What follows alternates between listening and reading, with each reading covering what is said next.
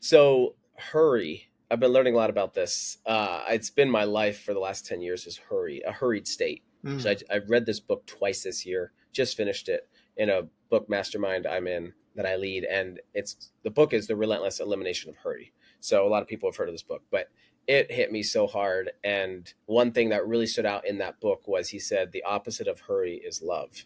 And I was like, oh man, yeah, Jesus didn't hurry around. He was fully present and he loved people perfectly. So that is something that I am like the biggest takeaway for me right now in life is how do I slow down? And it's really challenging for me. I'm super energetic. I've got like 10 projects going but just being present, being slow, like in the moment, and that counts with God, counts with my family, Yeah. anybody I'm with. I want to be fully present.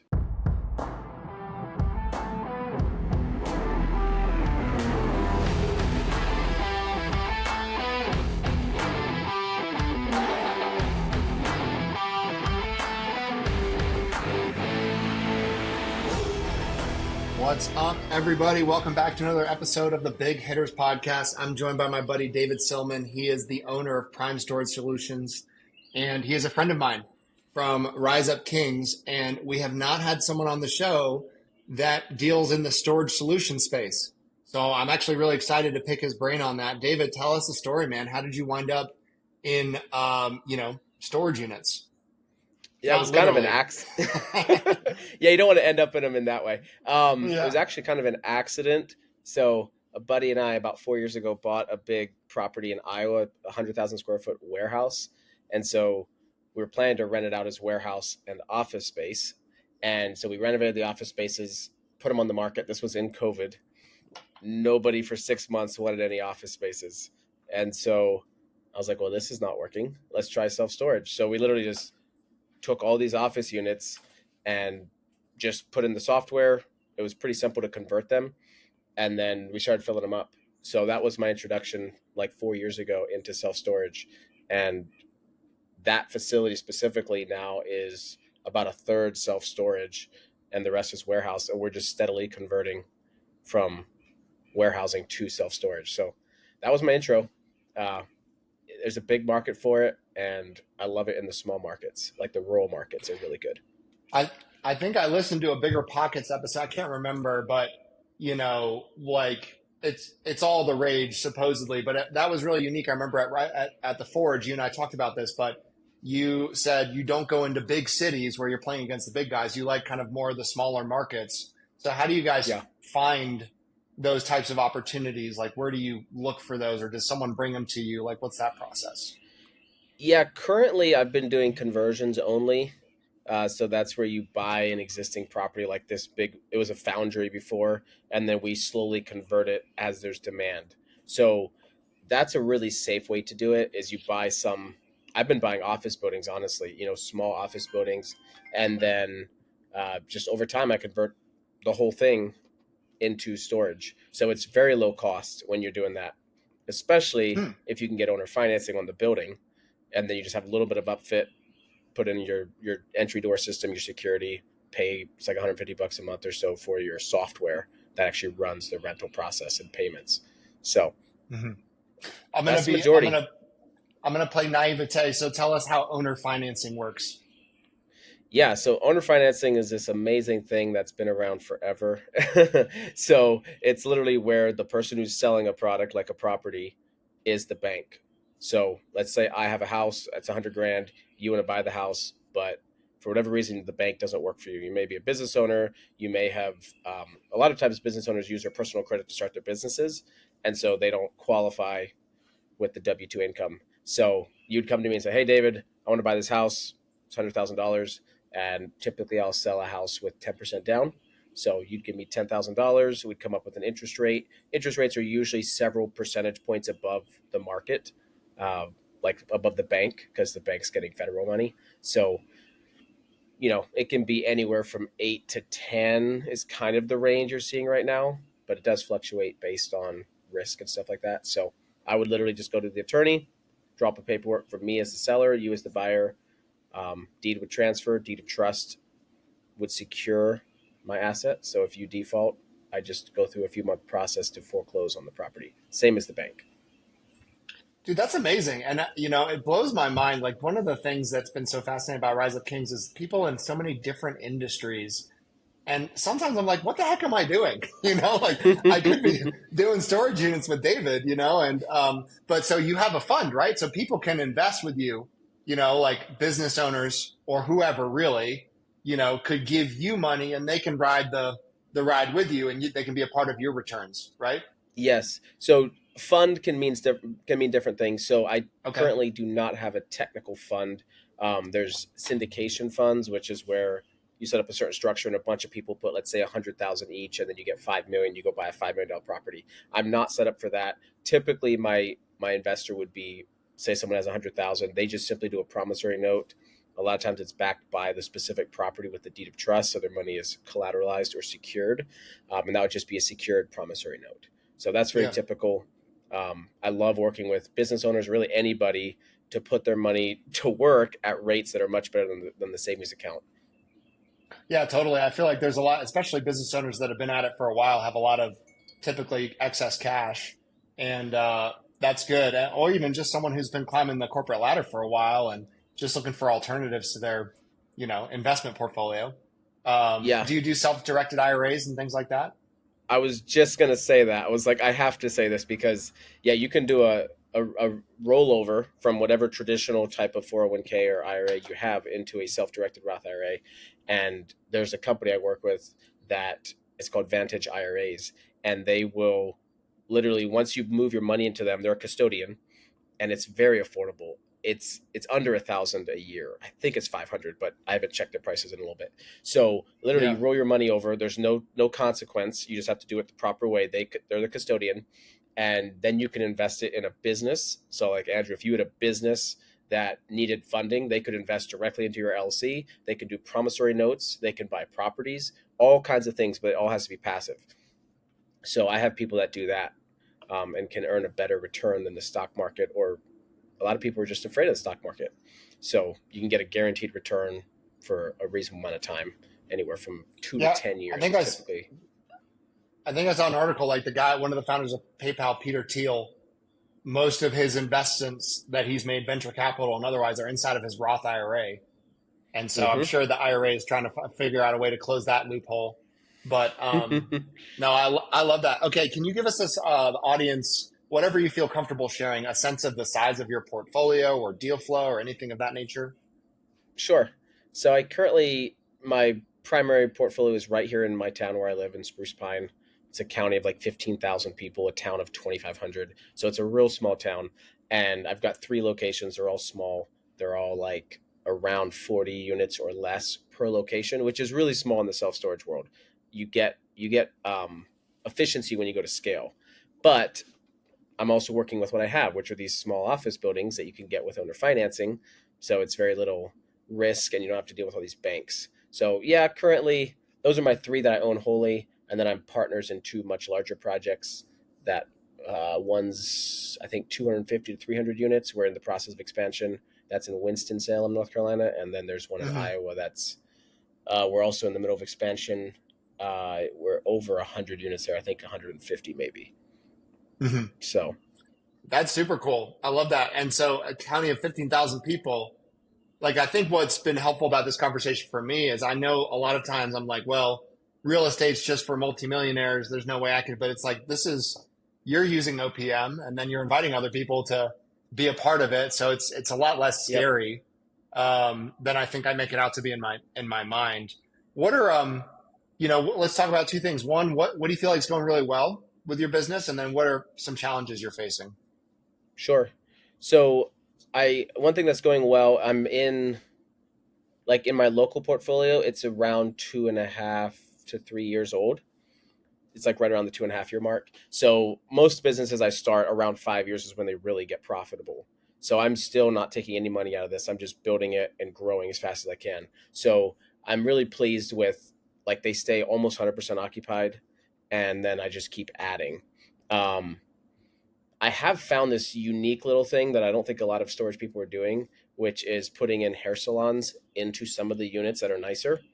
Hmm. And remember, these are office units that were converted to storage. So going to a salon is very simple. You put in vinyl flooring and you've got a salon. And so it's a nice upcharge for the same amount of square footage. You're getting a premium because you have utilities hooked up. So that's something that's really creative that I just fell into. And now, I have like 7 salons in my local place here. That's so So cool. it's kind of funny. I go in there and it smells like shampoo. It smells amazing, and there's all these ladies doing everybody's hair. So that's kind of a cool little side thing. I Something that's love not that. going well. Yeah. Let's see. There's always things that need to be repaired, and I'm still in the, I would say, in the first couple of years for me is still startup phase of this business. So I am working on, but I've not done well of getting actually someone to fully replace me. um, Hmm. which part of that I just enjoy going out, and I've got my all my Milwaukee tools, the full set, and it's like I can do anything pretty much, except natural gas. I don't mess with that. So yeah, I one thing I need to improve on is getting a full like maintenance guy who's on call. So I'm not. So when I actually step away, I'm actually away. I love Um, that. yeah, Yeah, that seems to be that's a problem for a lot of people is finding skilled labor. I mean, half of Rise Up Kings is building something, and I feel like that's everyone's, mm-hmm. issue is finding people to swing hammers, and pour concrete. Yeah, Let's talk about AI for a second. sure. How is it shaping your industry? It's doing a lot. I myself, since I'm so new to the industry, only a couple years in, I don't really like utilize it very much, really at all in my personal stuff, running these businesses. But I do have a management company on 2 locations, which are not local to me, and I know that they both use AI. But Hmm. like I'm on my side as the owner side of the conversation, but I don't know fully how they're running them. I know they use them for to capture reviews. Um, they skim the market every day, typically for competitor pricing, so they can keep. It's called dynamic pricing, where they're always adjusting the price to see what the availability is, the demand, all that supply. So I know So AI is basically, doing that. so yes, and actually, I had another guy on the show. He has a bunch of boutique hotels, and they have some sort of an AI tool they use to like variable pricing. Like if Taylor Mm-hmm. Swift comes to Denver, like prices are going up. You know. Yep. So so it sounds like there's something like that in the storage space potentially. Yes. Yeah, Okay. they call it dynamic pricing. And when you're down to 2 units left, or not, 5% of your units left, the price is going to go up, and then you start looking at building more. And then if you're at Mm, 80%, you're going to drop your prices. So yeah. it's literally a bidding war, or it's an open auction for every unit. So if there's more bidders, the prices kind of go up. A lot of people don't Yeah. like it. I don't love it, but it is kind of where the world's going. Even airlines are doing it. It's like they Yeah. move their prices with demand. That could be a fun one. I'd love to have a case study in the for my AI business in the storage, unit space. So let's double click on that. I'll talk more about that.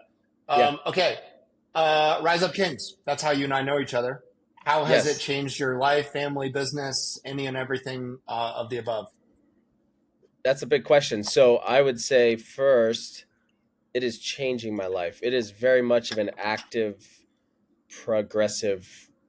It's an action item. It's a verb for me, and I think it is for everybody in Rise of Kings. But um, the way that it changed my life in the past, I would say I was pretty comfortable with where I was at, like financially, especially. That's kind of been my main focus for the last 10 years, to my shame. Um, and Rise Up Kings really opened my eyes to this whole other realm of guys operating at a level that I was operating at financially, but they were doing it in all areas of life. So they were doing it with their families, they were doing it with their fitness, and then also with their faith. So for me, I've been really great at really focusing on one thing in my life, doing great, and then the other areas kind of fall away. So Rise Up Kings has really showed me that unless I'm doing well, unless I'm investing in every part of my life each day, I'm not actually successful in a balanced life. And I do want a Mm, balanced, healthy life. So that's the big thing is awareness, and it gave me vision. And the same thing happened in real estate. When I was getting into real estate 10 years ago, I didn't know most of the things I do now regularly were even a thing. I didn't even know they existed because I didn't have the knowledge. And the Bible yeah. says, for lack of the knowledge, people perish. And so with Rise Up Kings, it's like once I saw other guys living this way, so authentically, so present in the moment, I was like, whoa, I want that. And I will invest in that future for me and my family. So that's been Mm. the journey. It's been a year and a half. And it has, yeah, it's affected our marriage deeply. It's affecting the way I'm like present with my child. My daughter is 2 years old. That's a big one. I was really guilty of being present physically, but not present mentally or Yep. emotionally. Yep. And literally, my wife told me this a couple months ago, and it really hit me. But it was super clarifying, and this will probably be helpful to some of the listeners. Is I would like be at breakfast and feeding my daughter, shoveling food in her mouth, this little 1.5 year old, and I'd be also working on my phone. So I was present Mm. physically, but I was not present actually in my spirit. And my wife said, she was like, I don't know what's bugging me so much about what's happening. But then she found the words for it. And she was like, I would rather you not be present physically if you're not present fully. Mm. And I was like, whoa. Yikes. So, That's a dagger, dude. That's a dagger. but it was so clarifying It's good. because It's good. Yeah. it was all this friction in our marriage and I was causing it. And literally the terminology I've started to use for this, because I still fall into it because of bad habits, is I'm cheating on my wife, right? So I'm literally cheating on her by being with her physically. Like right now, I'm with you physically. I'm hanging out with you, um, over the Zoom or whatever. But if I'm like off on my phone or looking out the window or whatever, then I'm not actually with you fully. And Yeah. so it's literally like, and our culture is bad about that right now. We're cheating on each other mentally. We're not present with each other when we're with each other physically. So Yeah. that was a huge wake up call for me. That's a good word, man. I mean, but the family pillar is my, weakest pillar. And like I love what Skylar says. There's always more in the tank, and what all the coaches say. There's always more in the tank. And so I make these excuses sometimes when I get home at night. I'm zapped, Yeah. but that's when I most need to show up. For my kids, I need to be on the ground with my son, tumbling around, and it's really easy to just like be like you know pop on a show or something, but you're Yep. 100% right. I love that. What's one thing we haven't talked about today that it could be a hot take that no one shares, it could be a business principle you've learned, it could be something God's teaching you, anything that you've been pondering or marinating on recently? Hmm. Maybe The it's nothing. the Yeah, there's always things. There's like a string of things. So hurry. I've been learning a lot about this. It's been my life for the last 10 years is hurry, a hurried state. So Mm. I've read this book twice this year, just finished it in a book mastermind I'm in, that I lead. And the book is The Relentless Elimination of Hurry. So a lot of people have heard of this book, but it hit me so hard. And one thing that really stood out in that book was he said the opposite of hurry is love. And I was like, oh man, yeah, Jesus didn't hurry around. He was fully present and he loved people perfectly. So that is something that I am like, the biggest takeaway for me right now in life is how do I slow down? And it's really challenging for me. I'm super, super energetic. I've got like 10 projects going, and, but just being present, being slow, like in the moment. And that counts with God, counts with my family, Yeah. anybody I'm with. I want to be fully present. Yeah. It's rare. I notice it. So when someone is dialed in, you can Yeah. tell, right? Yep. Versus when they're not. And my wife, sounds like your wife too, is quick to call me out. Um, but Which it's is nice awesome. having a community of brothers too. Be like, look, dude, I don't even think you're listening to me right now. So, Yeah. and I am like so ADD. So Yep. it's been something I've really needed to work on. But yeah, that's a good word. Cool, man. Well, if people want to learn more about who you are and what you do, where can they go? So I'm on Facebook, Prime Storage Solutions, and also uh, I've got a lot of companies, but that's the one I'm pushing right now. So primestoragesolutions.com is my storage website. But yeah, hit me up on Facebook, and I'd love to chat if anybody has any questions. Love that. Cool, man. Well, don't go anywhere. I want to keep talking, but thanks so much Yeah. for coming on the podcast. Thanks, Andrew.